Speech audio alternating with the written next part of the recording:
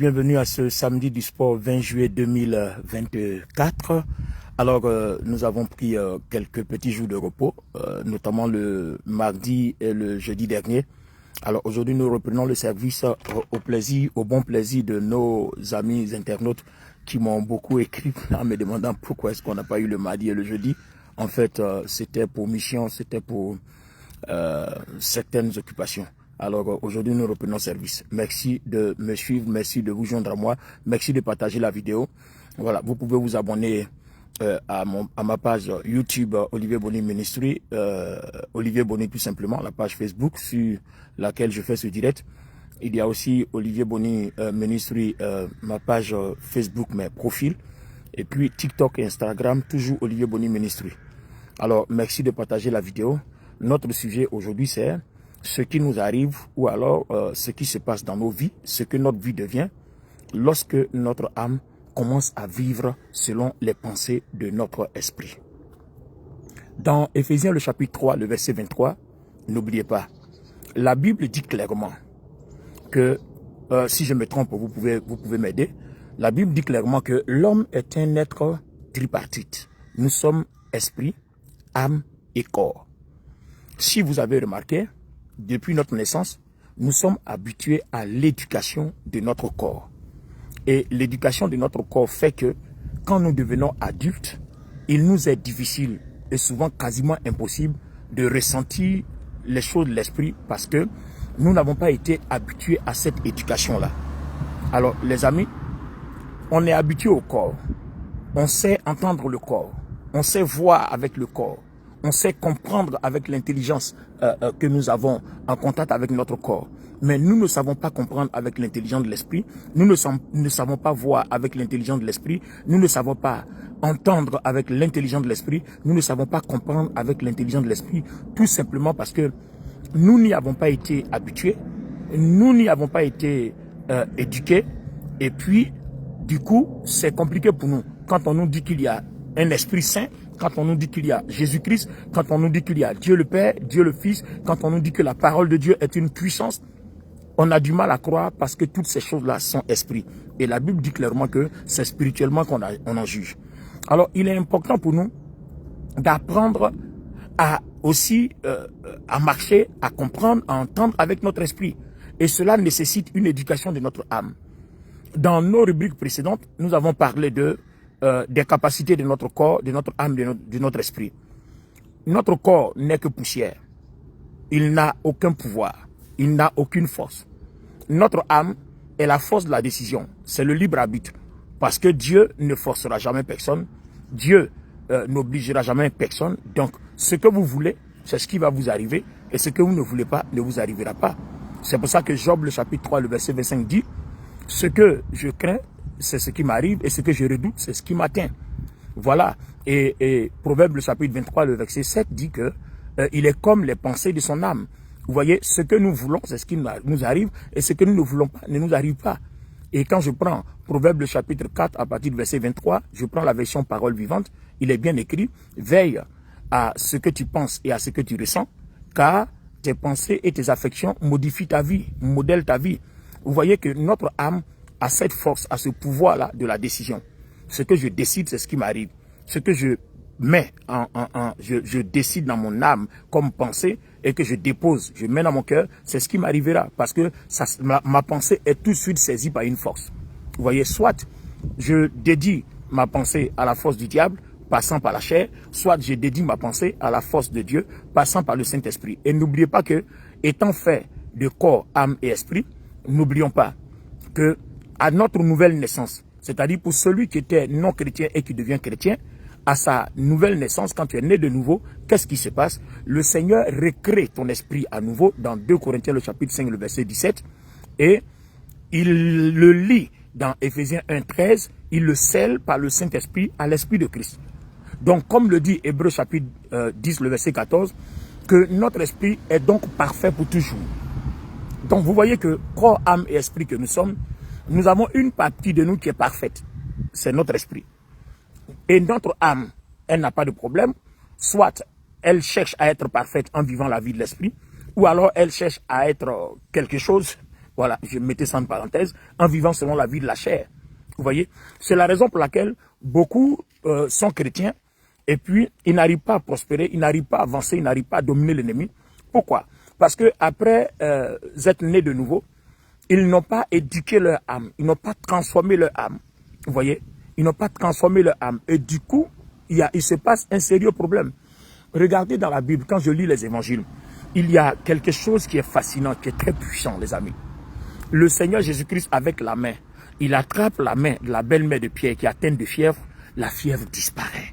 Waouh, quelle puissance. Mais si nous, on s'en va attraper la main de quelqu'un qui a la fièvre ne disparaîtra pas. Pourquoi?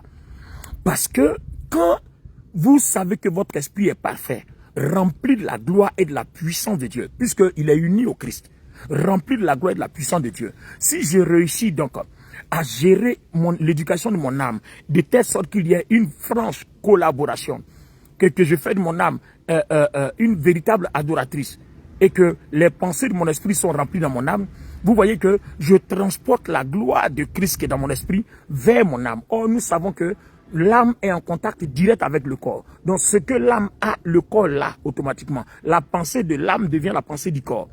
Donc, quand mon âme est remplie de la présence de Dieu, mon corps est aussi rempli de la présence de Dieu.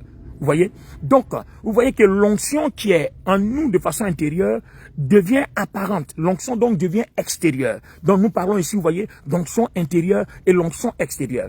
De telle sorte que l'esprit est en nous, l'esprit est aussi sur nous et l'esprit est avec nous. Vous voyez, les trois fonctionnements du Saint-Esprit dans la vie du chrétien. En nous, sur nous et avec nous. Mais cela n'est possible que lorsque notre corps commence à vivre la vie de notre âme et lorsque notre âme vit les pensées de notre esprit. Regardez par exemple la femme qui perdait du sang depuis 12 ans.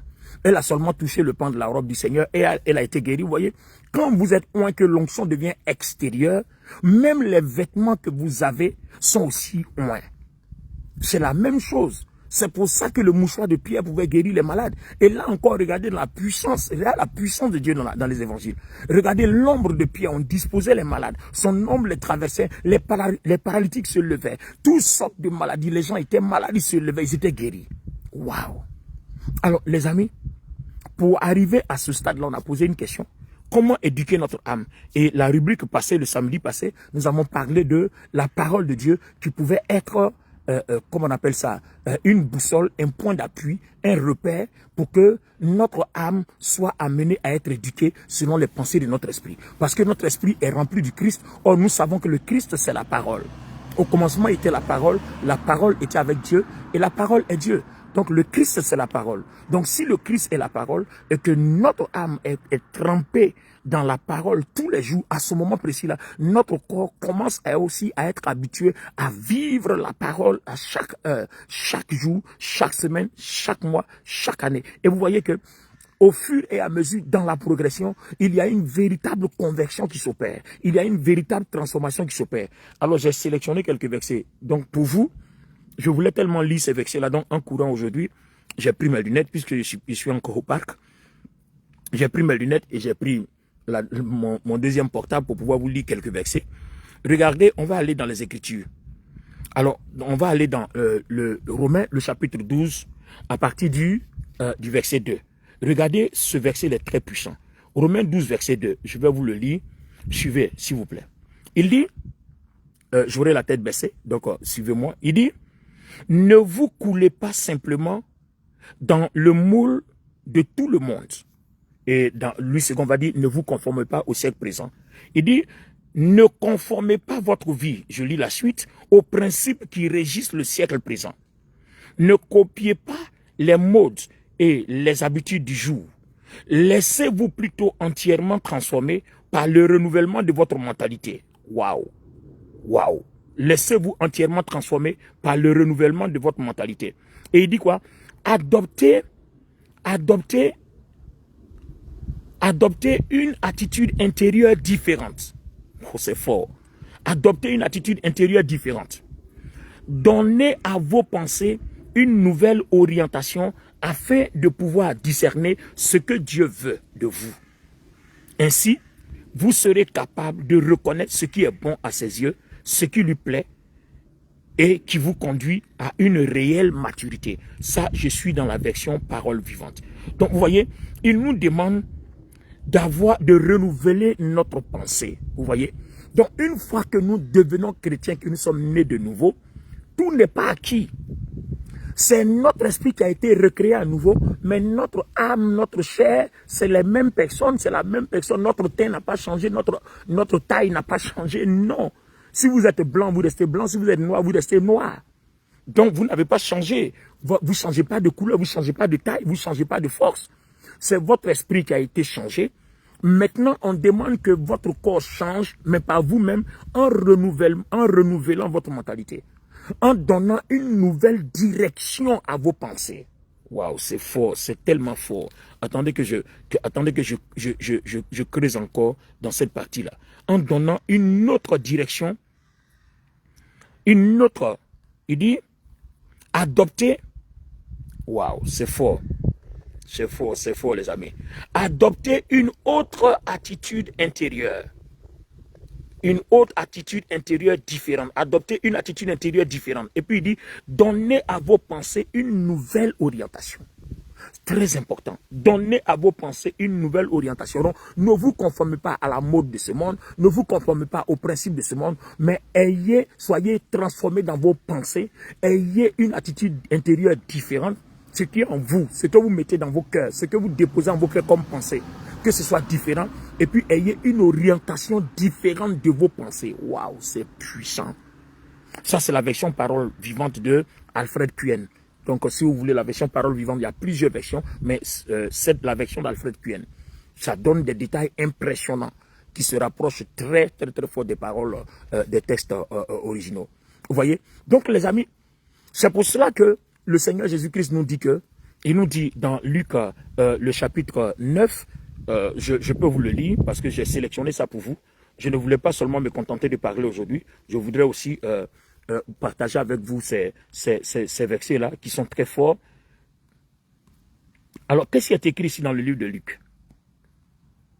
Alors, dans le livre de Luc, le chapitre 9, à partir du verset 23, puis s'adressant à tous, il ajouta, si quelqu'un veut être mon disciple et marcher avec moi, il faut qu'il renonce, non, oui c'est ça, il faut qu'il renonce à tous ses droits sur lui-même. Waouh, il faut qu'il renonce à tous ses droits sur lui-même, qu'il se charge chaque jour de sa croix et qu'il marche sur les traces de mes pas. Waouh, en effet, celui qui est préoccupé de sauver sa vie d'ici-bas, perdra sa vie véritable, mais celui qui acceptera de perdre sa vie ici-bas par amour pour moi, trouvera la vraie vie. Waouh, c'est fort, c'est fort, c'est fort, c'est fort. Alors les amis, c'est tellement clair, c'est tellement clair, c'est tellement clair. Vous voyez, vous ne pouvez pas être le disciple du Seigneur, manifester la puissance de Dieu, être rempli du Saint-Esprit, même si vous êtes converti, si vous ne renoncez pas vos droits sur vous-même. En fait, vos droits sur vous-même et puis porter votre croix et puis avoir la vraie vie, ça veut dire quoi? Renoncer à sa vie, ça veut dire quoi? Dieu ne veut pas que tu te rejettes, c'est pas de ça qu'on parle. Et puis porter sa croix n'est pas synonyme de souffrance. Non, non, non, non, non, non. Le Seigneur a déjà souffert pour nous, il a déjà payé le prix à la croix. On ne souffrira plus pour n'importe quoi, pour quoi que ce soit. D'accord? Donc il dit renoncer à ses propres droits, ça n'a rien à voir avec renoncer à sa vie, non. Le Seigneur dit, comme le dit bien dans Romains le chapitre 12, il faut que vos pensées aient une orientation différente qui est celle de lui Jésus, ses orientations, qui est celle de lui Jésus, ses pensées. Donc vos pensées, nos pensées doivent être ses pensées, nos convictions doivent être ses convictions, ce que nous voyons et ce que nous voulons doit être ce qu'il veut, et ce que nous faisons doit être ce qu'il a voulu que nous fassions. En fait, c'est ça. Aussi simplement. Donc, porter sa croix n'a rien à voir avec la souffrance. Ça n'a rien à voir avec la souffrance. Sinon, s'il nous demandait de souffrir, donc, autrement dit, il est en train de nous dire que ce qu'il a fait à la croix n'a aucune valeur, n'a aucun prix. Donc, il faille qu'on aille souffrir encore pour se sauver. Non. C'est pour ça que le salut nous vient par pure grâce, par le moyen de la foi. Si nous avons la foi, nous avons le salut parce que le Christ a payé le prix pour nous. Donc, à partir de notre foi, nous devons dédier notre vie au Seigneur. Tout ce que nous devons faire, nous devons demander au Seigneur, est-ce que tu me permets de le faire? Vous voyez, même quand nous sommes énervés souvent, que nous avons envie de parler, souvent on peut murmurer une prière dans notre cœur. Seigneur, faut-il que je parle? Mais le problème, c'est quoi? Quand ça ne nous arrange pas, on ne demande pas au Seigneur parce qu'on a peur qu'il nous dise non. Donc tout de suite, on s'en va, on fait ce qu'on veut. C'est quand notre tête cogne, c'est quand nous avons devant nous le blocage, que nous commençons à dire, oui Seigneur, oui Seigneur, oui Seigneur, pardonne-moi. Mais non. Si nous marchons selon l'esprit, c'est-à-dire si nous commençons à demander au Seigneur, aide-nous à vivre notre vie. Nous voulons vivre la vie que tu vis parce que n'oubliez pas que notre vie, la vie du Seigneur est déjà dans notre esprit. Si notre esprit est uni à l'esprit de Christ, selon Éphésiens 1,13, donc ça veut dire que la vie du Seigneur est dans notre esprit. Or, notre esprit, c'est nous. Alors que notre chair, c'est aussi nous.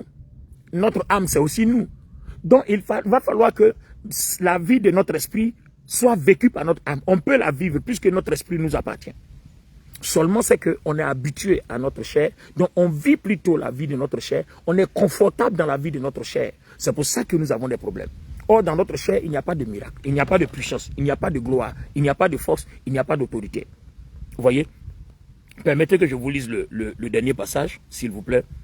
Permettez que je vous lise le dernier passage. Alors, dans ce dernier passage ici, il s'agit de celui de 1 Corinthiens, le chapitre 6, je crois qu'à partir du verset 17, il dit clairement,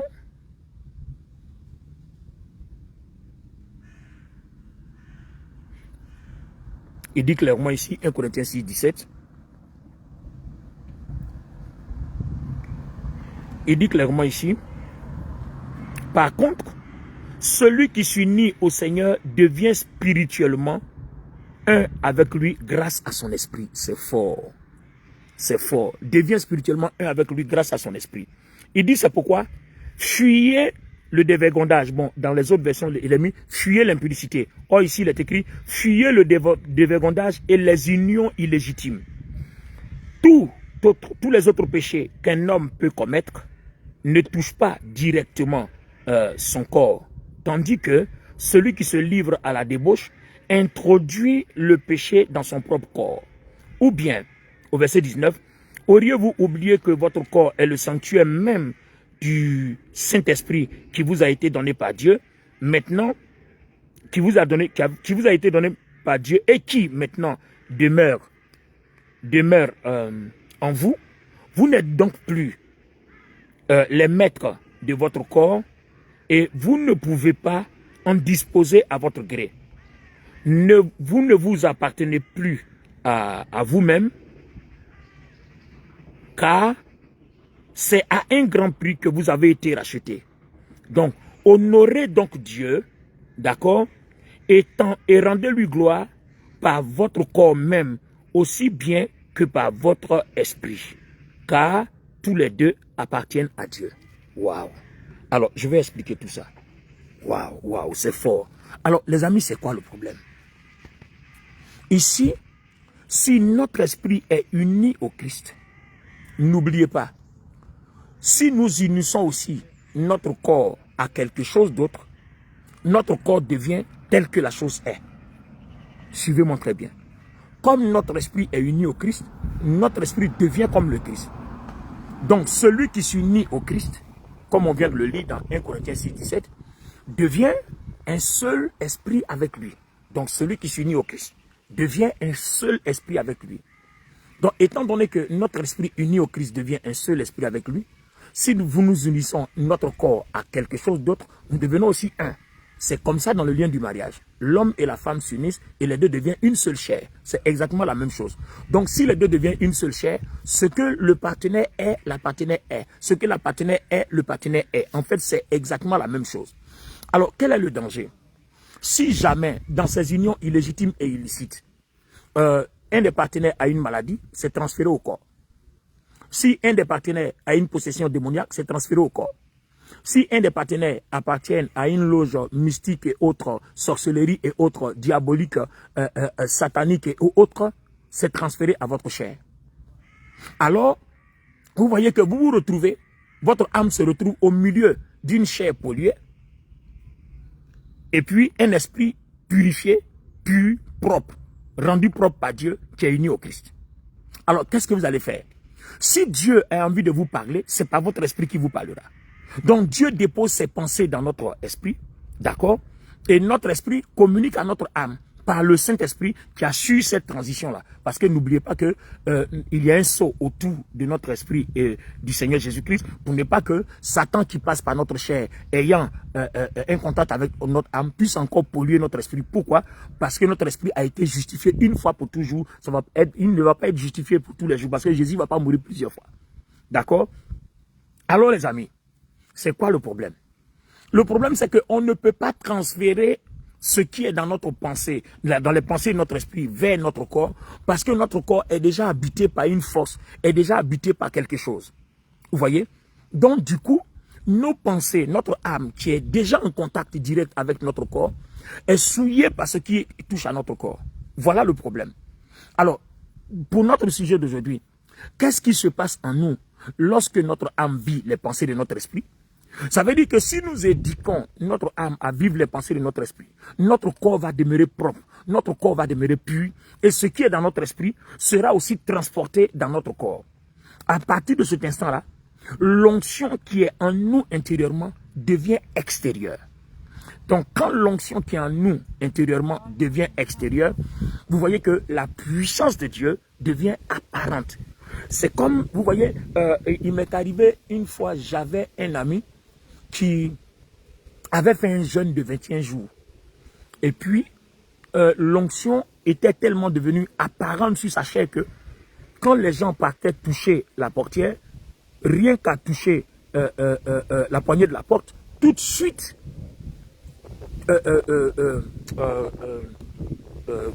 qu'est-ce que je raconte là?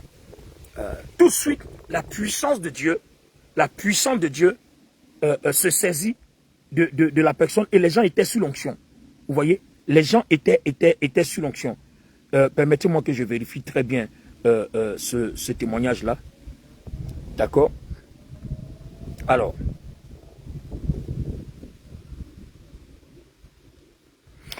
c'est exactement ça. C'est exactement ça. Je l'ai écrit quelque part ici. Alors, regardez bien. Le problème c'est quoi?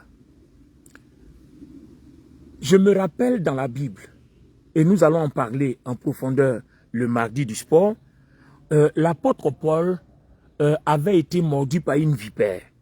Et tous s'attendaient qu'il enfle et qu'il meure. Malheureusement, il a seulement secoué la vipère. Vous voyez? Il a secoué son poignet comme ça. La vipère est tombée. Et puis, il n'a rien eu. Tout le monde était surpris. Tout le monde se dit, mais attends, c'est un Dieu. En fait, il n'est pas un Dieu. C'est le cœur même de notre sujet. Il n'est pas un Dieu. Parce que ce qui est dans son esprit, le Christ qui a vaincu les serpents, qui a vaincu les scorpions, qui a vaincu la mort, qui a vaincu le poison, qui a vaincu toutes les choses et qui nous a dit que même si vous buvez les breuvages mortels, ça ne vous fera aucun mal. En fait, si ton corps n'est pas oint et que tu bois des breuvages, ça va te tuer. Mais si ton corps est oint, même on va t'injecter du poison, ça ne va rien te faire parce que la puissance de Dieu qui est dans ton corps neutralise le poison. Voici le problème. Or, nous sommes habitués à vivre selon la chair, on n'est pas habitué à vivre selon l'esprit. Quand nous vivons selon l'esprit, nous permettons à notre chair d'être comme notre esprit. C'est-à-dire, en fait, l'onction qui est dans notre corps, dans notre esprit, pardon, est transposée dans notre corps. Donc, notre corps devient l'habitation du Saint-Esprit. Alors, si le Saint-Esprit habite ton corps, est-ce qu'un poison peut tuer le corps? Non. Dès que le serpent mord l'apôtre Paul, le Saint-Esprit neutralise le poison. Peut-être que la morsure va rester, mais la dose de poison dans le corps sera tout de suite neutralisée. Donc, vous voyez, l'onction en contact de notre corps, la puissance de Dieu en contact de notre corps, le Saint-Esprit en contact de notre corps, devient un moyen de guérison miraculeuse, devient un moyen de délivrance, devient un moyen de puissance. Même quand une âme se forgerait contre nous, cela n'aura aucun pouvoir. On te lancera des flèches, ça va frapper ton corps, ça se brisera. Pourquoi? Parce que ta façon de vivre, ta façon d'orienter tes pensées, ta façon de marcher, tu ne fais rien sans le Seigneur. Le Seigneur Jésus-Christ l'a dit dans Jean 14, lisez Jean 14, Jean 15. Il dit, les gens lui demandent, mais par quelle puissance tu agis? Il dit, je ne fais rien sans mon Père. Si je fais quelque chose, c'est que j'ai demandé à mon père de le faire. Et mon père m'a donné l'autorisation. Si je dis quelque chose, c'est que mon père m'a dit de dire. Vous voyez, c'est ça, renoncer à soi-même et porter sa croix. Porter sa croix, c'est faire tout par le Christ. Vous voyez, même si vous ne savez pas entendre la voix du Christ, le fait que vous dites au Seigneur, voilà telle situation, qu'est-ce que je fais? Vous allez voir, il va se débrouiller pour que tu entendes. Le problème, c'est que tes pensées n'ont pas changé de direction. Donc, si tes pensées changent de direction, il va permettre que tu entendes. Parce que si les pensées, la direction de tes pensées, c'est la direction de ton esprit, alors ce qui est dans ton esprit se croisera à ces pensées-là et tu entendras. Parce que quand Dieu veut te parler, il ne parle pas à ta chair, il ne parle pas à ton âme, il parle à ton esprit. Dieu est esprit. Ton âme là, c'est toi, ta volonté, c'est ton ADN. Donc Dieu ne parle pas à la chair, mais il parlera à ton esprit. Et ton esprit doit être capable de te communiquer. Maintenant, si ton âme n'est pas disposée, n'a pas la même direction que l'esprit, alors ton âme ne recevra pas la parole. Voilà le problème en fait. Et c'est ce que Parole vivante dans Romains chapitre 12, ça nous dit, renouvelons notre pensée, adoptons une attitude intérieure différente. Il dit, nos pensées doivent changer d'orientation.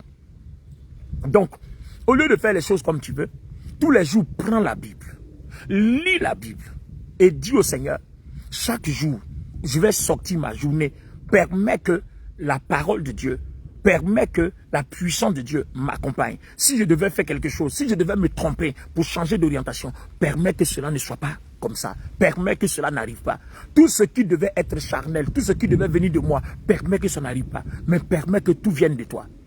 Si vous commencez à parler comme ça, hier vendredi, j'enseignais sur le Zoom que nous tenons tous les jours du lundi au samedi, à 21h heure de Paris, selon l'heure d'été, et à 19h GMT.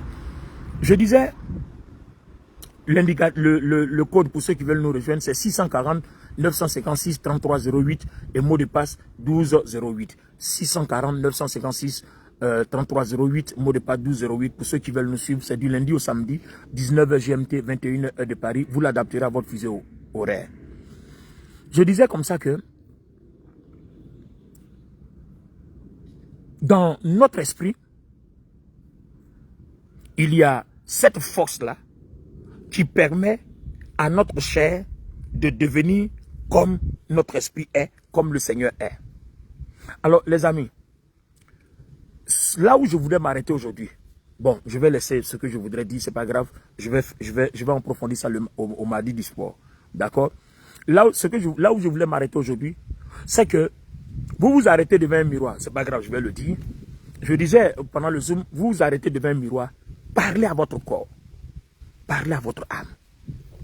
Vous lui dites, parce que n'oubliez pas que quand vous parlez, c'est l'expression de la pensée de votre âme que vous exprimez. L'expression de la pensée de votre cœur que vous exprimez. À partir du moment où cette expression est spirituelle, n'est pas charnelle, le Seigneur se saisit de ça. Et cette force-là opère dans notre corps. En fait, c'est ça. N'oubliez pas que derrière nos pensées se cache toujours une force. Soit la force de Dieu, soit la force du diable. C'est pour ça que la Bible dit de faire attention à toutes les paroles que nous prononçons. Toutes les paroles ne sont pas bonnes à être prononcées parce que l'ennemi s'en sert. Ou bien Dieu s'en sert. Donc, si mes pensées sont bonnes, le Saint-Esprit se servira de ça pour travailler. C'est pour ça que, vous voyez, pour la guérison miraculeuse, par exemple, vous dites à votre corps, vous avez mal au genou, parlez à votre corps, parlez à votre genou, parlez à votre corps. Votre corps vous écoute. Parce que votre corps écoute et obéit aux pensées de votre âme. Et si la parole que vous sortez est celle de l'esprit, est appuyée sur la Bible dit quoi? Les paroles de la Bible sont esprit et vie. Le Seigneur Jésus l'a dit, Jean 6, 63. Donc ces paroles-là sont tout de suite saisies par le Saint-Esprit et le Saint-Esprit opère dans votre corps avec. Et si jamais, dans votre éducation continuelle, vous avez habitué votre corps à être à l'image de votre esprit, à ce moment précis-là, tout ce que vous faites spirituellement, tout ce que vous dites spirituellement et bibliquement, tout ça là a un impact direct sur votre corps. Vous voyez? Mettez-vous devant un miroir tous les matins, tous les soirs, tous les matins avant de sortir, tous les soirs avant de dormir. Parlez à votre âme. Dites à votre âme que vous ne voulez plus que votre corps soit ainsi. Vous ne voulez plus que votre corps tombe malade. Vous ne voulez plus que votre corps subisse la séduction, la convoitise. Parlez-lui. Je ne veux plus commettre tel péché. À partir d'aujourd'hui, je t'interdis de m'oppresser au point de commettre tel péché. Parlez à votre corps. Essayez ça. J'ai donné ce conseil-là à des gens qui l'ont essayé le retour a été bon. Essayez ça par vous-même, vous allez voir. Bon, si du moins vous avez suivi cette vidéo jusqu'à la fin, voilà. Essayez par vous-même, vous allez voir. Dites à votre corps, je ne veux plus jamais que tu me donnes des envies jusqu'à aller commettre l'impudicité, l'adultère et tout ça. Vous voyez? Certainement, peut-être qu'avant, ça arrivait parce que vous ne compreniez pas ce message. Mais depuis que vous comprenez ce message-là, commencez à mettre ça en pratique, vous allez voir, vous connaîtrez la paix. Tous ceux qui marchent par l'esprit selon Romains chapitre 8, connaissent la paix et connaissent la vie. Alors les amis, c'est là que je voulais m'arrêter aujourd'hui.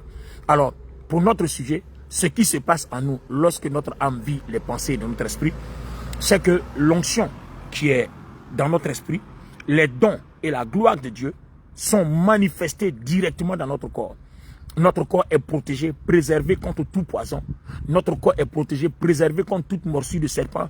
Notre corps est protégé, préservé contre toute maladie. C'est pour ça que le Seigneur dit, vous marcherez sur les serpents et les scorpions, sur toute la puissance de l'ennemi et rien ne pourra vous nuire.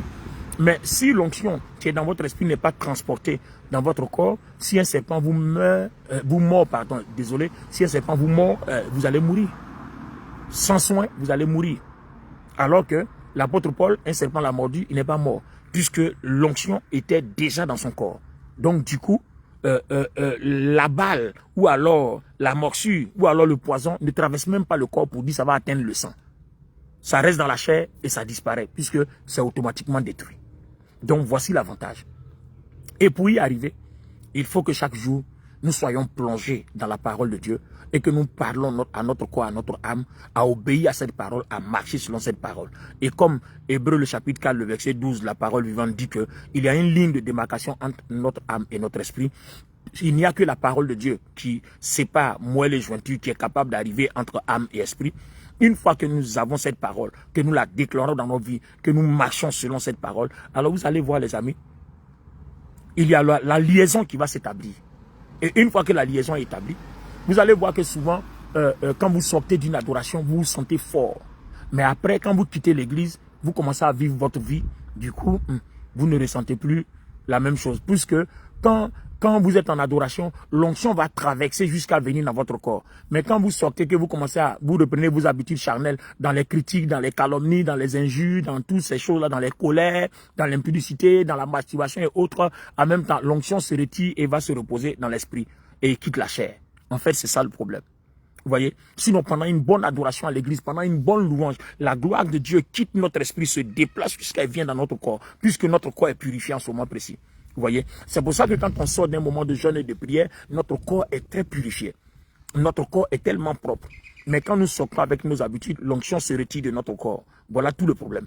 Alors l'avantage, c'est de garder l'onction dans notre corps. Quand nous gardons l'onction dans notre corps, nous sommes protégés contre toutes les attaques démoniaques, sataniques. Nous sommes protégés. Le péché ne nous domine plus.